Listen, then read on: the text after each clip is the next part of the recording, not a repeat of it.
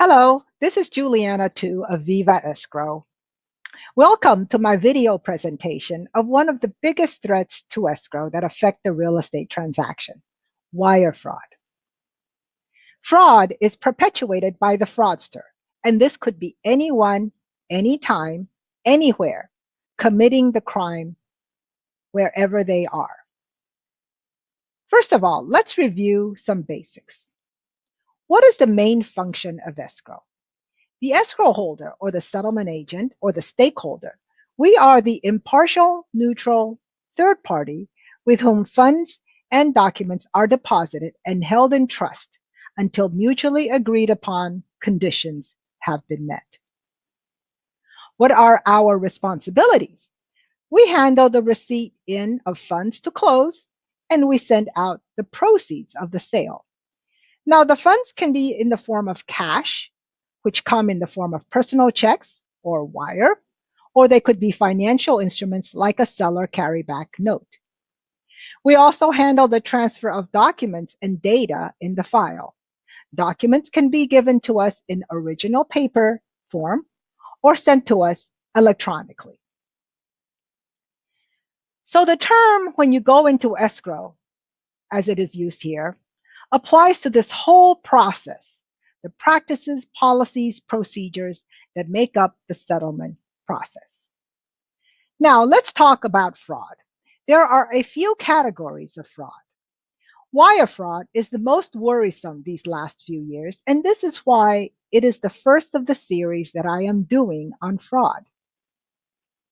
Email fraud is the most prevalent. Those emails that purportedly come from someone you know, asking you to open an attachment, well, don't do it unless you verify who this email actually is from.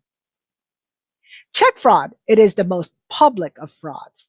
The amounts may not be large, but writing a check to buy something and having it bounce happens all the time, and it is fraud. Personal identity fraud. This is the most harmful because this is someone pretending to be you and taking out credit cards and doing harmful things to others in your name and destroying your credibility. What is the simple definition of fraud? Fraud is perpetuation on funds that are coming in or going out of an escrow transaction. What happens? Well, this is when the instructions on how to send the funds coming in or going out are intercepted, substituted, and redirected by the fraudster.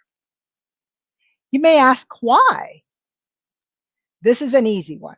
The amounts could be thousands to hundreds of thousands or even millions of dollars. We are not talking chump change.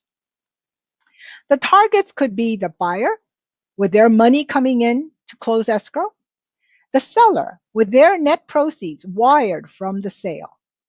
The title company and the settlement agent collect these monies, and so they pay them according to the escrow process. It is a huge problem in our escrow industry because so much of our funds come in now by wire, and the fraudsters know this. They have come to realize that one good hack and they could be making so much illegal money. In fact, this happens not only in our escrow and title industry, it happens in other industries also. If you have the money, someone is always trying to find a way to get his hands on it illegally. Who needs to rob a bank? All a fraudster needs to do is learn to hack into the weakest link in the whole process, unsecured emails. Emails that use public servers like Yahoo, Gmail, AOL have no encryption, no security levels. They hack into it and they lie in wait, monitoring the emails that go in back and forth. The real owner doesn't even have a clue that this is happening. However, when they see emails that mention the opening or closing of an escrow, for instance, they swing into action. They take over this email pretending to be the person, substitute out their own wire instructions, and there you go. Money goes out. So, what do we do? If I were the consumer, I would certainly, the first thing, and that is call the escrow settlement agent. Confirm the wire instructions through a phone call. Not only that, they should use the number that they can find on the escrow website or on paper documents that the escrow sent. I would not trust a number on an email that goes out to you. What if it's a fake email? A lot of times, the real estate agent is the weakest link in this whole process. Their emails accounts can be hacked so easily, and the fraudster know this. So use a private domain site to host your emails, one that has encryption capabilities. For the escrow agent, there is a whole list of things that we recommend each company and each escrow officer do. First of all, make sure that emails go out encrypted or sent under secure email. Send out wire instructions directly to the recipient. Don't send it to the real estate agent and let them forward it unsecured. Leave out the bank account number. Make the recipient call you for that important number. If the escrow is sending out the funds, call the recipient to verify their wire instructions before sending it out. Use the known recipient's phone number, not the one that appears in the email. It could be a fake email also. Do not allow last-minute changes to the recipient's wire instructions. If the seller has to change the original wire instructions, I would not take them through email. I ask the sellers to come into my office and manually complete a new form. Now, sometimes the buyer is nervous about wire fraud and they want to give us a cashier's check. We will take a cashier's check, but we need to have them give it to us at least 5 days in advance, because then we get into the subject of cashier's check and check fraud issues, which I will address in another video. I would highly, highly recommend to any escrow company that they reconcile their trust bank accounts on a daily basis. What can happen? Well, one highly publicized wire fraud incident involved an escrow company which did not reconcile or look at their outgoing wires list for several days. It just so happened that during those several days, the fraudsters infiltrated their escrow accounting system and generated outgoing wires in 10,000, 20,000 increments to a tune of about 250,000 over several days. If the escrow company had looked at their bank account each day, they would have caught this fraud much faster. If you think you have been a victim of wire fraud, call your bank immediately. Call the FBI, and if there is an escrow transaction, call the escrow officer and your real estate agent. If everyone works on this immediately and no time is lost, the chances for recovery of the funds increases.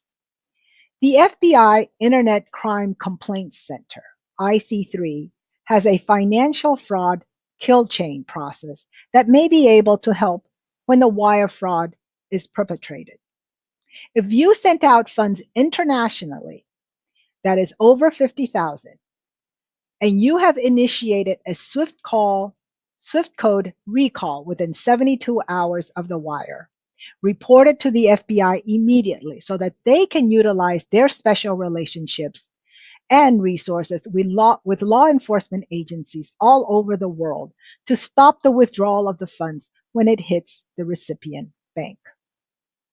I will provide you with the IC3 website link at the end. Now, here are some tips for you to take home. First, trust no one. Question everything. Call and establish a relationship with your clients, with your escrow officers right at the start. Verify with the recipient before sending out any funds. Let them know it's coming. Verify the account number and the bank name. Do not rush into anything. Don't send the money in a rush just because someone says you will lose the deal if you don't. I know of one case in which the buyer, who was in a multiple offer bidding war, got an email from a fake escrow officer that said they had to immediately wire their good faith deposit to the escrow company in order to lock in the purchase.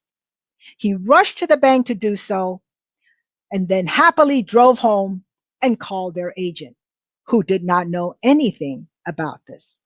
In a matter of half an hour, the wired funds were already diverted into accounts out of state.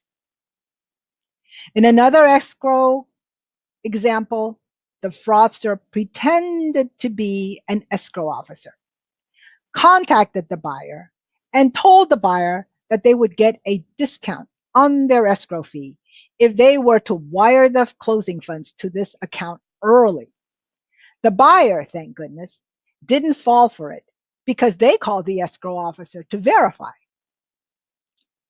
I tell my staff to remember it's not just outgoing wires that we need to worry about. If we know that we have funds coming in from a client, keep a lookout for it. If it hasn't come in, find out why. Be sure you check out our full wire fraud article at the website link as shown. We have other articles, not only on types of fraud, but also on other educational material on the site. And finally, here is the FBI IC3 site. Thank you, and I hope that you have found this video helpful.